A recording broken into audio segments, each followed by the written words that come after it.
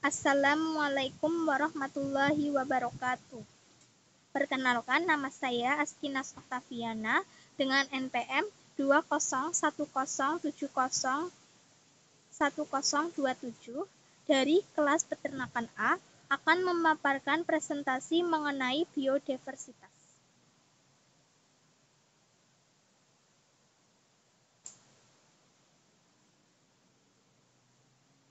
Biodiversitas dapat dilihat di bagian ada tanaman dan hewan yang berasal dari Provinsi Jawa Tengah.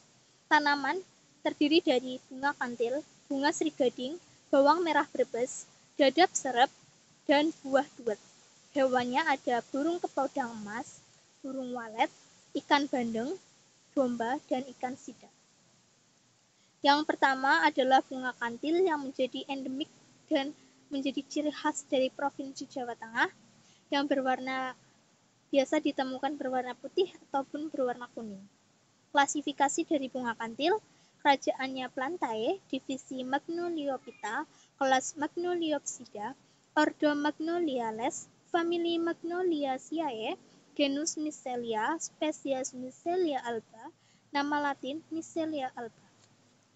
Manfaat dari bunga kantil yang pertama, mengatasi radang gusi. Jika kita menggunakan produk pasta gigi yang mengandung ekstrak bunga kantil, dipercaya dapat mengatasi peradangan pada gusi. Yang kedua, meredakan kecemasan. Wangi bunga kantil yang dibuat wangi-wangian atau minyak esensial dipercaya mampu mengurangi kecemasan yang terjadi akibat stres. Yang ketiga, mengurangi plak gigi. Jika kita menggunakan produk pasta gigi yang mengandung ekstrak bunga kantil, dipercaya juga dapat mengurangi plak-plak pada gigi. Yang keempat, meringankan gejala menopause. Gejala menopause sendiri terjadi pada usia 50 tahun ke atas, yang ditandai dengan nyeri dan haid tidak teratur.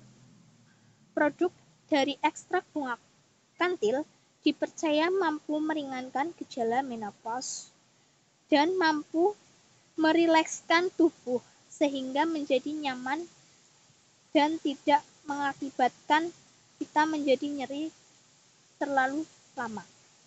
Yang selanjutnya yaitu membantu menurunkan berat badan. Ekstrak bunga kantil yang digabung dengan philodendron dipercaya mampu mengontrol berat badan sehingga mampu menekan nafsu makan, membantu program diet. Yang selanjutnya untuk upacara perkawinan dan kematian. Bunga kantil di Jawa Tengah sendiri biasanya digunakan dalam upacara perkawinan untuk merias pengantin dan kematian untuk bunga 7 rupa. Bunga srigading berasal dari Pemalang, Jawa Tengah. Klasifikasinya ada kerajaan Plantae, divisi Spermatophyta, kelas Dicotyledon, bangsa Ligustrales, famili Oliaceae, genus Nicitates, spesies Nicitates arbor tristis. Manfaatnya yaitu daun dari bunga srigading dipercaya mampu untuk menormalkan haid yang terjadi pada wanita. Yang kedua, untuk menetralkan racun. Bunga srigading yang mengandung antioksidan alami dipercaya mampu menetralkan racun pada tubuh. Yang ketiga, untuk mengobati encok. Kandungan yang ada di rebusan ekstrak bunga dan daun srigading dipercaya mampu mengatasi encok. Yang keempat, mengobati demam. Khasiat bunga srigading dipercaya dapat menurunkan panas ketika kita meminum rebusan daun dan bunga srigading. Yang kelima yaitu mengobati batuk. Selain bisa mengobati demam, bunga srigading juga dapat mengobati batuk dengan air rebusan daun dan bunganya yang diminum 3 kali sehari. Selanjutnya ada bawang merah yang berasal dari daerah Brebes. Klasifikasinya ada kingdom Plantae, divisi Spermatophyta, ordo Liliales atau Liliaflorae, famili Liliaceae, genus Allium, spesies Allium axolotlium. Manfaat dari bawang merah yang pertama ada mengobati MAH. Dengan kita mengkonsumsi bawang merah mentah yang telah dibersihkan, kemudian dimakan mentah, dipercaya mampu mengatasi atau mengobati MAH.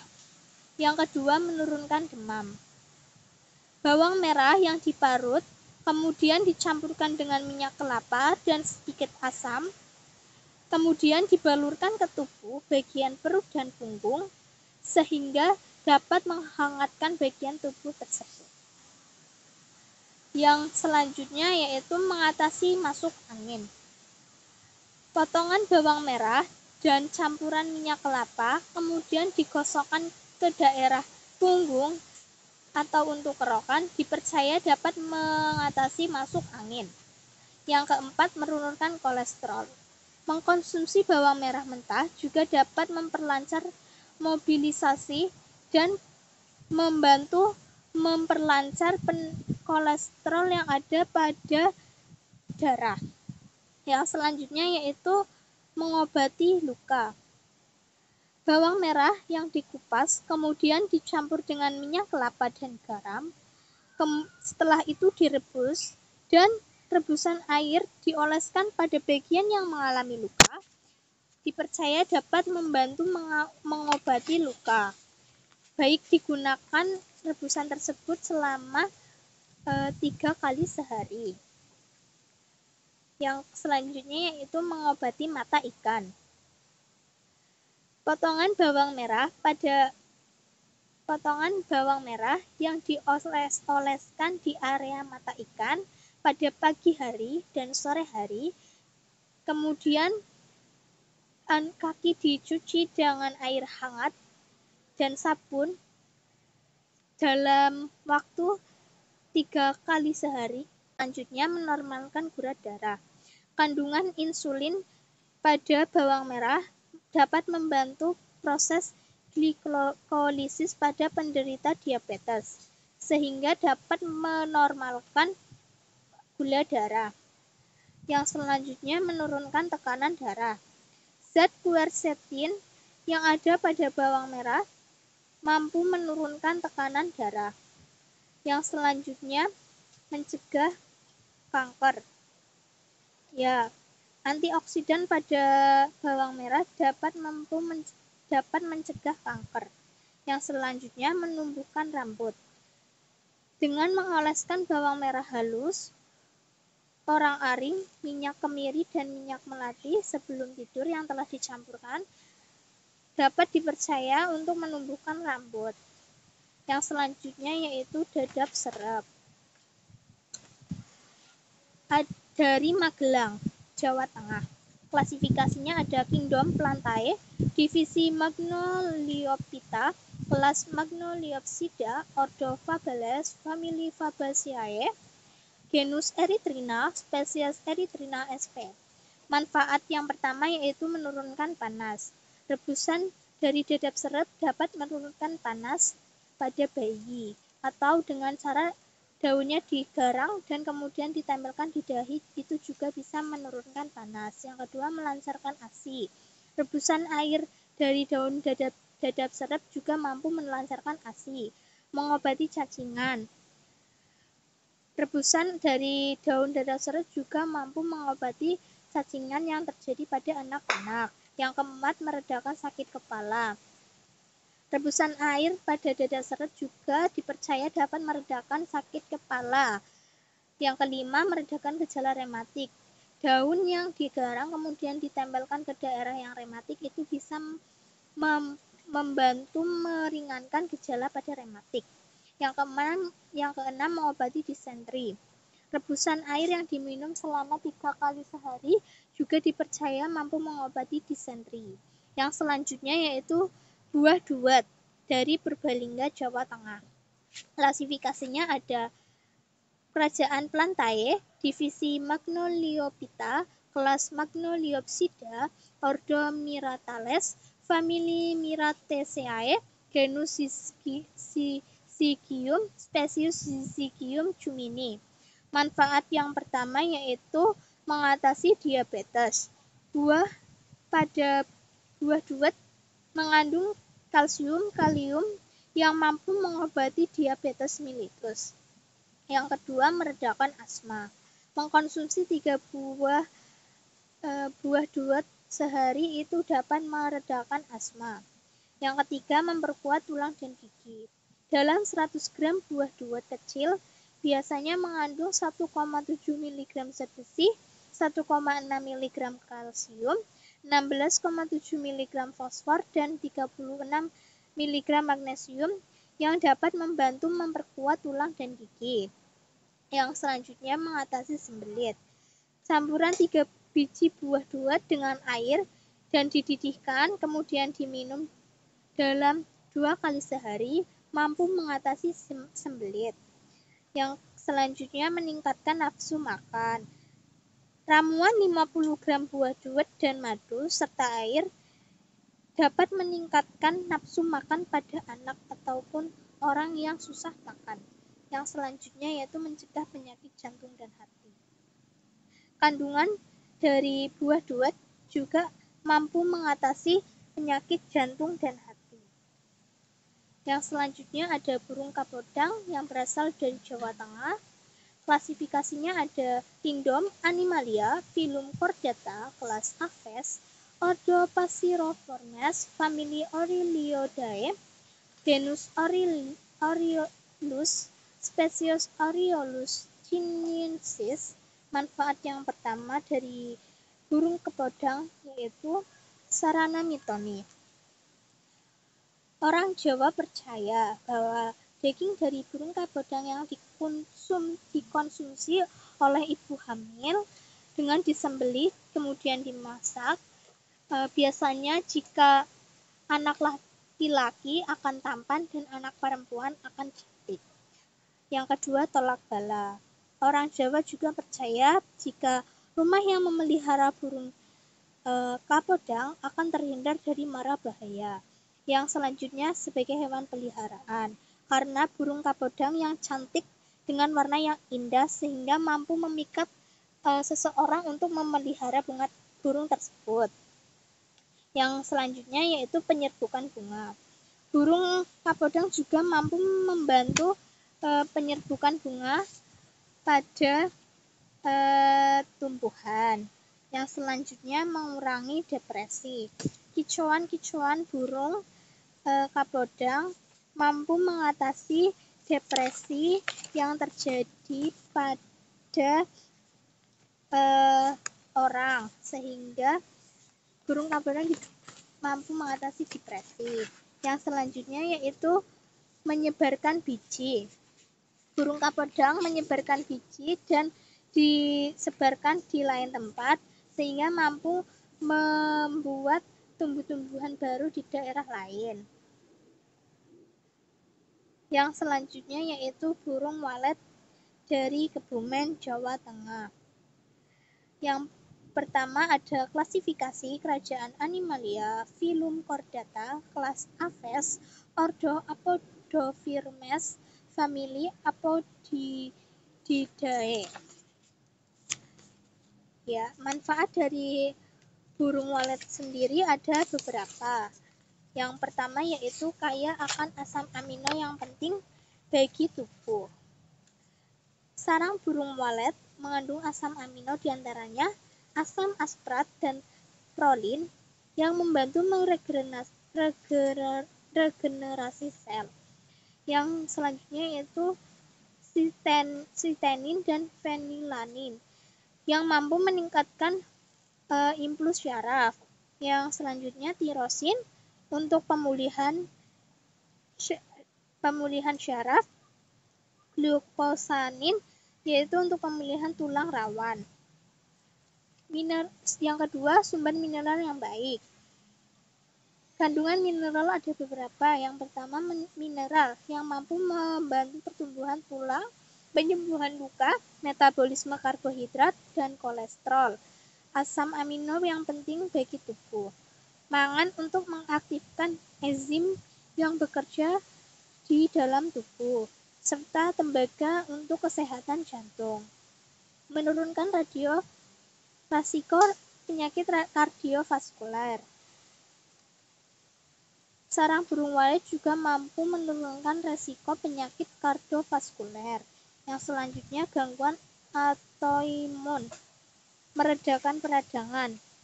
Konsumsi sarang burung walet mampu membantu meredakan peradangan yang terjadi karena peradangan yang terjadi pada tubuh. Kemudian ada ikan bandeng. Ikan bandeng yang berasal dari pati. Klasifikasi ada kingdom Animalia, filum Chordata, kelas Osteichthyes, ordo Gonorrhiciformes, famili Cnidae, genus Canos, spesies Canos canos, nama dagang milkfish, nama lokal bolu, muloh, ikan agam. Manfaat yang pertama, merawat tulang dan gigi. Kandungan kalsium dan fosfor yang ada di dalam ikan bandeng mampu merawat tulang dan gigi. Yang kedua, merawat fungsi ginjal. Vitamin B12 mampu merawat fungsi ginjal sehingga kita bisa mengkonsumsi ikan bandeng jika ingin mendapatkan vitamin B12. Yang ketiga, menurunkan kadar kolesterol. Kandungan omega 3, FPA, dan DHA yang ada di ikan bandeng mampu menekan kolesterol jahat dan menggantikannya dengan kolesterol baik. Yang keempat, mencegah radang sendi. Omega 3 pada ikan bandeng juga mampu mencegah peradangan pada sendi. Yang kelima, mencegah penyakit syaraf. DHA dan EPA merupakan asam esensial yang baik bagi tubuh, sehingga jika dikonsumsi dapat membantu mencegah penyakit syaraf. Yang keenam, merawat fungsi mata. Sumber vitamin A yang baik juga terdapat pada ikan bandeng, sehingga jika kita mengkonsumsi ikan bandeng, kita juga mampu memperoleh manfaat, yaitu mata kita semakin sehat. Yang selanjutnya, sumber gizi. Ya, ikan bandeng merupakan kandungannya ada kalsium dan fosfor yang baik, sehingga merupakan sumber gizi yang baik juga. Yang selanjutnya ada domba dari Wonosobo, klasifikasinya kerajaan Animalia, filum Chordata, kelas Mammalia, ordo Artiodactyli, famili Bovidae, genus Ovis, spesies Ovis aries. Manfaat yang pertama, mengobati anemia. Zat besi yang ada pada daging domba mampu mengatasi anemia. Yang kedua, meningkatkan daya tahan tubuh. Zinc yang terdapat pada kandungan daging domba juga mampu meningkatkan daya tahan tubuh, sehingga sistem imun kita semakin meningkat. Yang selanjutnya, sumber gizi. Protein yang ada di dalam daging domba juga merupakan sumber gizi yang baik dan mampu meningkatkan massa otot tubuh kita. Yang selanjutnya, manfaat bulu pada domba. Pertama, menghangatkan tubuh. Jika bulu domba dijadikan wol, kemudian dijadikan jaket, mampu menghangatkan tubuh, mengatasi ruam. Bulu-bulu domba yang halus dipercaya mampu mengatasi ruam. Yang selanjutnya ada ikan sidat. Ikan sidat sendiri berasal dari daerah Cilacap, Jawa Tengah. Klasifikasinya ada kerajaan Animalia, filum Chordata, kelas Actinopterygii, ordo Aguliformes. Manfaat dari ikan sidat yang pertama, meningkatkan kecerdasan otak dan daya ingat. Kandungan DHA dan EPA yang baik ada pada ikan sidat, sehingga dianjurkan untuk anak-anak untuk mengkonsumsi ikan sidat. Memperpanjang umur. Omega 3 yang ada di ikan sidat dipercaya dapat mengatasi depresi, sehingga kita tidak stres dan tidak mudah tua. Yang selanjutnya, menurunkan kadar lemak jahat. Lemak baik yang ada pada ikan sidat dipercaya dapat membantu menurunkan kadar lemak jahat. Gizi untuk pertumbuhan. Zinc. Zinc yang ada pada ikan diat, ikan sidat, dipercaya dapat membantu pertumbuhan yang baik, mencegah penyakit jantung. Kandungan pada ikan sidat juga mampu mencegah penyakit jantung. Yang selanjutnya ada permasalahan biodiversitas. Pertama, pencemaran lingkungan. Perubahan tatanan lingkungan akibat ulah manusia atau proses alam yang mengakibatkan terjadinya kerusakan keanekaragaman fauna dan flora. Kerusakan habitat. Kerusakan habitat sendiri terjadi akibat alam ataupun manusia. Kerusakan ini biasanya terjadi berdampak pada flora dan fauna yang kehilangan tempat tinggal. Dan selanjutnya terjadinya perubahan iklim. Pola cuaca yang berubah sewaktu-waktu membuat tumbuhan dan hewan harus mampu beradaptasi dengan perubahan iklim tersebut. Penebangan hutan. Penebangan hutan yang terjadi biasanya untuk pembukaan lahan minyak kelapa sawit biasanya dapat mengurangi habitat tumbuhan dan hewan yang ada di hutan. Pembakaran hutan biasanya untuk pertanian pindah tempat. Ini juga dapat membuat permasalahan di biodiversitas. Yang selanjutnya ada eksploitasi tanaman dan hewan. Eksploitasi sendiri adalah mengeruk SDA tanaman dan hewan yang secara berlebih oleh manusia untuk kebutuhannya sendiri, itu dapat membuat permasalahan yang rumit di biodiversitas sendiri karena hilangnya tumbuhan dan hewan yang ada di lingkungan tersebut. Yang selanjutnya solusinya ada pengembangan agrowisata. Ya, dengan mengembangkan agrowisata, kita mampu membuat tumbuhan dan hewan dikenal oleh masyarakat dan tidak diburu secara liar. Yang kedua, melakukan reforestasi. Hutan-hutan yang telah dibakar, hutan-hutan yang telah ditebang, sebaiknya dilakukan reforestasi agar tumbuhan dan hewan yang ada di hutan tersebut kembali ke habitatnya. Yang ketiga, mengelola limbah. Sebelum produsen atau produksi, perusahaan-perusahaan membuang limbahnya di tempat-tempat yang mencemari lingkungan, sebaiknya limbah tersebut diolah terlebih dahulu agar tidak merusak lingkungan. Yang selanjutnya, pelindungan marga satwa. Ya, satwa-satwa yang ada di alam sekitar, satwa liar maupun satwa yang dilindungi, seharusnya kita melakukan pelindungan agar satwa tersebut tidak terancam punah. Membuat undang-undang perburuan dengan aturan-aturannya. Ya, dengan membuat peraturan perundang-undangan tersebut, kita mampu mencegah perburuan yang ada di hutan dan spesies tumbuhan dan hewan itu yang terancam punah tidak semakin punah.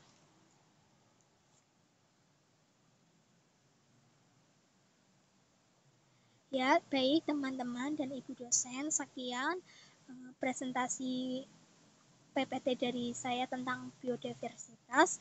Apabila banyak kekurangan dan kesalahan, saya mengucapkan mohon maaf yang setulus-tulusnya. Dari saya cukup sekian. Wabillahi taufik wal hidayah. Wassalamualaikum warahmatullahi wabarakatuh.